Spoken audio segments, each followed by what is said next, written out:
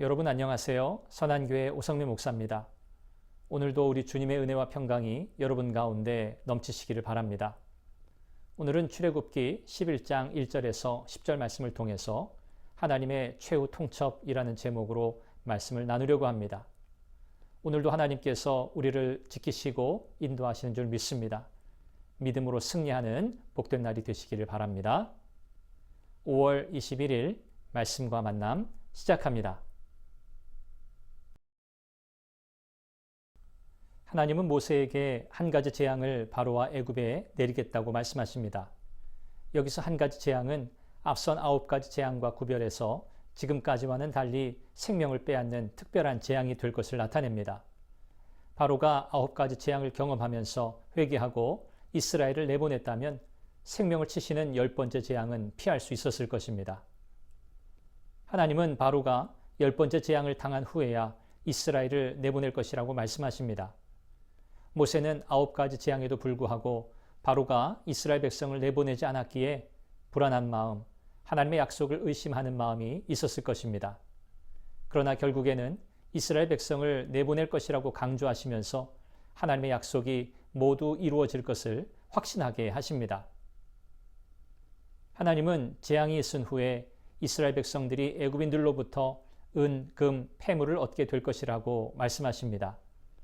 왜냐하면 하나님께서 이스라엘 백성들이 애굽인들로부터 은혜를 받게 하셨고 그들이 볼 때 모세는 심히 큰 자, 즉 탁월한 큰 지도자로 인정되었기 때문입니다. 하나님은 아브라함의 자손이 400년 동안 이방에서 객이 되어 살다가 큰 재물을 이끌고 나오리라는 창세기 15장 14절의 약속을 성취시키셨습니다. 하나님은 죄를 결코 묵인하지 않으시고 심판하시는 분입니다. 지금까지 계속 고집을 부리며 교만하여 하나님의 말씀에 불순종한 바로와 애굽의 모든 장자들이 죽을 것이고 짐승의 첫 새끼까지도 죽을 것이며 애굽에 전무후무한 큰 곡성이 있으리라고 말씀하십니다. 마지막 재앙은 이스라엘의 출애굽을 위함이지만 동시에 세상의 모든 생명의 생사화복과 역사를 주관하시는 분이 하나님이심을 드러냅니다. 그러나 하나님은 마지막 재앙으로부터 이스라엘 백성들은 보호하시고 함께 하실 것이라고 말씀하십니다. 개도 혀를 움직이지 않으리니 라는 표현은 천재지변이 있을 때 청각과 후각이 발달한 동물들이 이상 징후를 먼저 감지하고 위험을 알리는 것을 가리키는 표현입니다. 따라서 장자의 죽음의 재앙이 이스라엘 백성들에게는 전혀 미치지 않을 것을 잘 표현하고 있습니다. 하나님은 이스라엘 백성과 그들에게 속한 짐승까지도 보호 아래 있게 하십니다. 하나님의 심판 아래에 있는 애굽과는 너무나 대조적입니다.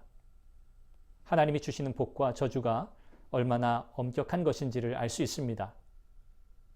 우리는 하나님의 놀라운 은혜와 사랑 가운데 살고 있음을 기억하고 더욱 감사해야 합니다.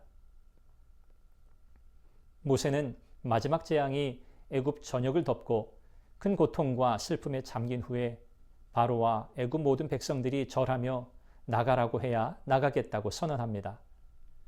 모세는 바로의 어떤 위협에도 두려워하지 않습니다. 왜냐하면 하나님이 자신과 함께 하신다는 사실을 분명하게 경험했기 때문입니다. 하나님의 백성은 세상을 향해 주저하지 말고 담대하고 하나님의 자녀로서의 자긍심을 가져야 합니다. 하나님은 모세에게 바로가 이스라엘 백성을 내보내라는 명령을 듣지 않을 것이고 그로 인해 애굽 땅에 기사를 더하실 것이라고 말씀하셨습니다. 우리가 하나님의 선하신 뜻을 행하며 살아가려고 할 때 세상으로부터 강력한 도전을 받게 됩니다. 그래서 실망하거나 시험에 들기도 합니다. 그러나 모세가 그랬던 것처럼 하나님께서 모든 일을 행하실 것을 믿고 인내하며 전진해 나가야 합니다. 믿음으로 승리하시기를 바랍니다. 여러분을 축복합니다.